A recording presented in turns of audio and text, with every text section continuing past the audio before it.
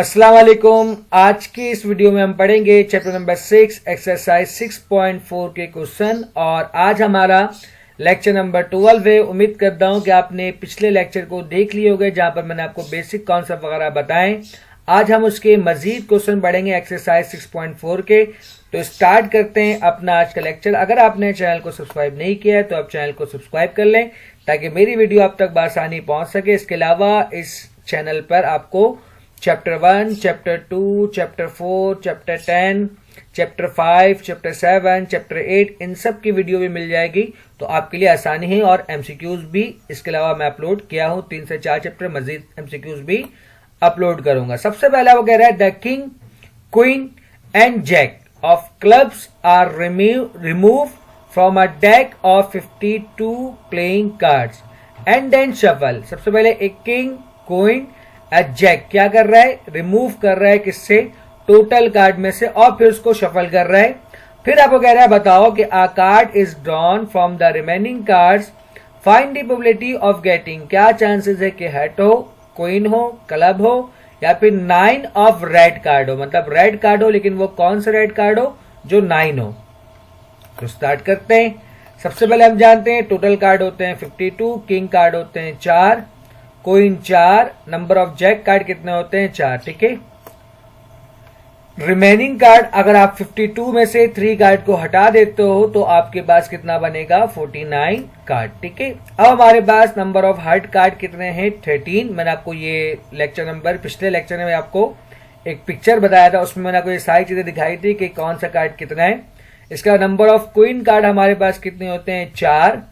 इसके अलावा हमारे पास नंबर ऑफ 9 कार्ड्स कितने होते हैं हमारे पास 4। इसके अलावा हमारे पास नंबर ऑफ रेड कार्ड हमारे पास कितने होते हैं 26। ये सब इंफॉर्मेशन मैं आपको पिछले लेक्चर में एक पिक्चर में बताया था। ठीक है। तो स्टार्ट करते हैं अपना आज का जो आपको प्रोबेबिलिटी बोल रहा है कि क्या चांसेस है कि हर्ट हो, क्वीन हो, क्लब हो या फिर 9 ऑफ रेड कार्ड हो। ठीक है। तो प्रोबेबिलिटी का फॉर्मूला क्या होता है, favourable outcome divide by total outcome. तो पहला हमारे पास क्या होगा, प्रोबेबिलिटी ऑफ हर्ट कार्ड कितने तो हमारे पास 13। तो आप जानते हो कि 13 में से 1 निकालना है तो 13C1 डिवाइड बाय 49C1, ये हमारे पास बन जाएगा 13/49। अच्छा, क्वीन कार्ड आपके पास, आपको मैंने बताया था कि जो क्वीन कार्ड हमारे पास है वो कितने 4 कार्ड हैं, लेकिन चूंकि सवाल में आपको बोला था कि एक क्वीन कार्ड को उसने क्या कर दिया, रिमूव कर दिया है, तो हमारे पास बाकी कितने बच जाएंगे 3 क्वीन कार्ड। ठीक है। तो 3C1 डिवाइड बाय 49C1, क्योंकि ये बात मैं को पहले समझा चुका हूं। टोटल कार्ड 52 होते हैं, 52 में से 3 कार्ड इसने हटा दिया है तो कितने बच गए 49C1। तो 3C1 डिवाइड बाय 49C1 ये आपके पास बन जाएंगे 3/49। पार्ट 3 अब कह रहा है क्लब कार्ड। तो क्लब कार्ड आपके पास कितने होते हैं, क्लब कार्ड आपके पास होते हैं 13। ठीक है। अच्छा, सवाल में जो गया था कि किंग, क्वीन और अगला आपको जो कार्ड कहा था कि वो जो क्लब कार्ड है उसको उसने क्या कर दिया, रिमूव कर दिया। ठीक है। तो 13 में से आपके पास, एक बार फिर मैं सवाल को अगर देख लूं तो आपको समझाना आसान हो। देखें यहां, the king, queen and jack of club, यानी कि क्लब में जो किंग, क्वीन, जैक आ रहा है उसको क्या करना है, रिमूव करना है। ठीक है। अब क्लब में किंग एक कार्ड आएगा, क्वीन भी एक होगा, जैक भी एक होगा। ठीक है। इस तरह यानी कि जो क्लब वाले आपके पास हैं वो कितने, किंग, क्वीन, जैक, ये एक एक आपके पास क्या हो जाएंगे, रिमूव हो जाएंगे। ठीक है। किंग का भी, क्वीन का भी, जैक का भी। लेकिन अगर मैं क्लब के बारे में बात करूं तो क्लब के लिहाज से हमारे पास क्या हो रहा होगा कि एक किंग चला गया, एक क्वीन एंड जैक, तो उसको मतलब क्लब में से 3 कार्ड चले गए। तो टोटल क्लब कार्ड कितने होते हैं 13। जब 13 में से 3 चले जाएंगे तो हमारे पास कितना बच जाएगा 10 कार्ड। इसलिए मैंने वहां पर क्या लिखा 10C1। ठीक है। तो इसलिए यहां पर मैंने क्या लिखा कि 10C1 डिवाइड बाय 49C1। तो प्रोबेबिलिटी ऑफ क्लब कार्ड कितना हो गया 10 डिवाइड बाय 49। पार्ट 4 आपको क्या कह रहा है, 9 ऑफ रेड कार्ड। तो मैंने आपको बताया था कि हर एक कार्ड 4 होते हैं, जिसमें से 2 रेड होते हैं और 2 ब्लैक होते हैं। King 2 red 2 black, queen 2 red 2 black, इस तरह 2-2 करके होते हैं। ठीक है। 2 रेड और 2 आपके पास क्या होते हैं, ब्लैक। अगर आपने पिछले लेक्चर को नहीं देखा तो वहां पर एटलीस्ट आप उस पिक्चर को देख लें ताकि आपको ये कॉन्सेप्ट क्लियर हो जाए। ठीक है।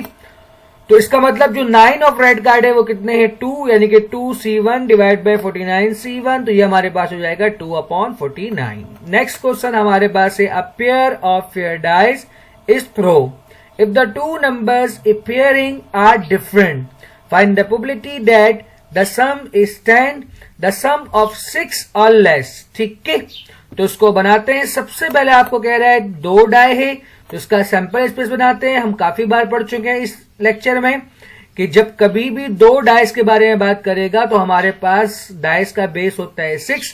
चूंकि 2 डाई बोल रहा है तो 6 की पावर 2, तो ये कितना हो जाता है 36। ये सैंपल स्पेस मैंने आपको पहले ही बताना सिखाया था और अभी भी आपके पास ये सैंपल स्पेस है, तो आपके पास हो जाएंगे ये 36। ठीक है, यानी कि एनएस किसके बराबर हो जाएगा हमारा 36 के। Let A be the event getting number the sum is 10। ठीक है, लेकिन यहां पर आपके पास if the two numbers appearing are different, जो 2 नंबर है ये आपके पास क्या होना चाहिए, डिफरेंट होना चाहिए, अपियरिंग आर डिफरेंट।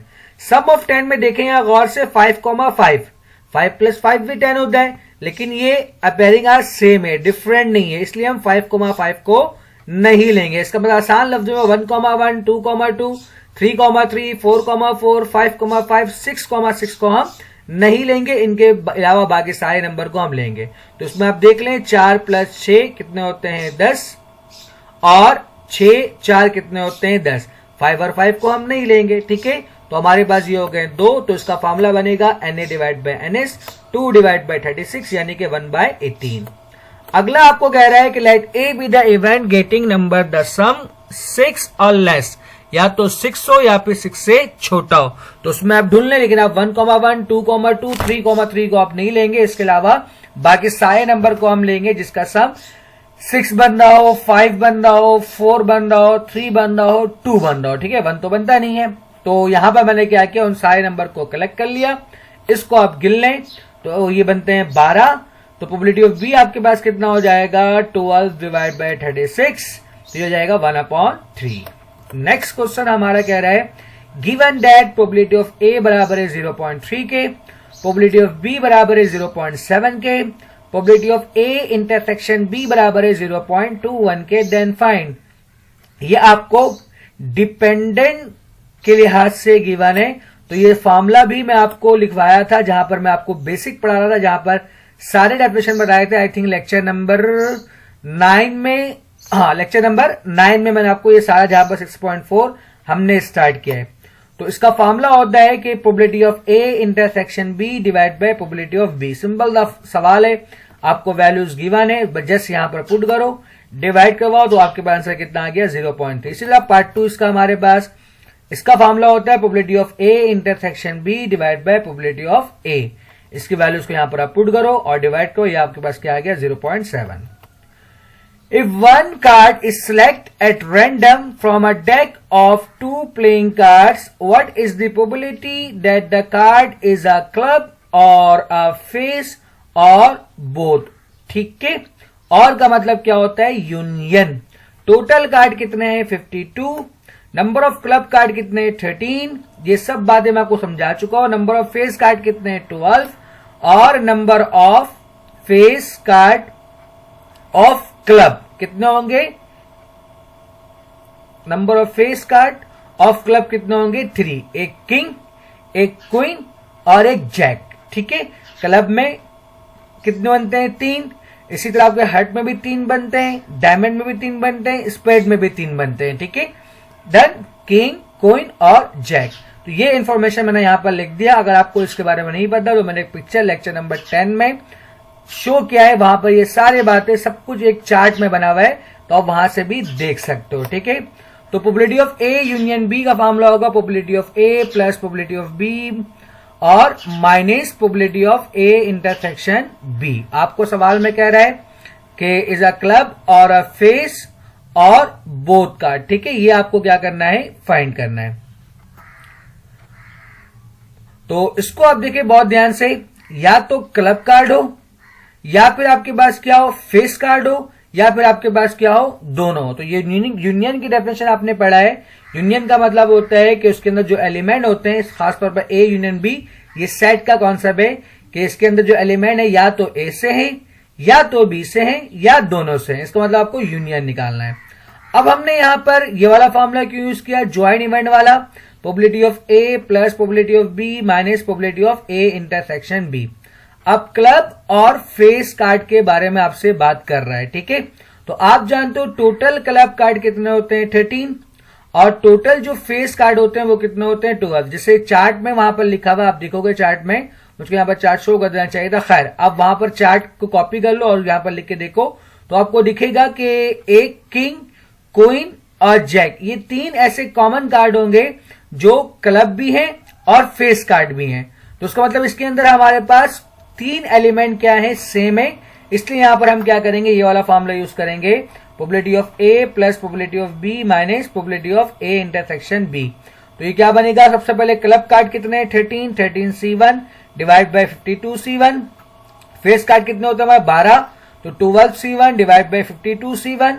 और आपके पास जो फेस ऑफ क्लब यानी कि वो कॉमन कार्ड आपको निकालना है, वो कॉमन कार्ड कितने होंगे 3, एक किंग, एक क्वीन और एक जैक। तो इसलिए मैंने क्या लिखा इंटरसेक्शन में 3C1 डिवाइड बाई 52 C1, ठीक है।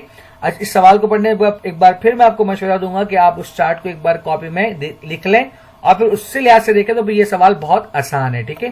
खैर इसकी वैल्यू को हम सिंप्लीफाई कर लेंगे, एलसीएम लगा लेंगे, तो हमारे पास कितना बन जाएगा 22/52। बाकी आप कैंसिल करोगे तो आपके पास क्या बन जाएगा 11/26। From 2 events A and B, probability of A बराबर है 0.5 के, बी बराबर है 0.2 के, probability of A union B बराबर है 0.4 के, then find probability of A intersection B.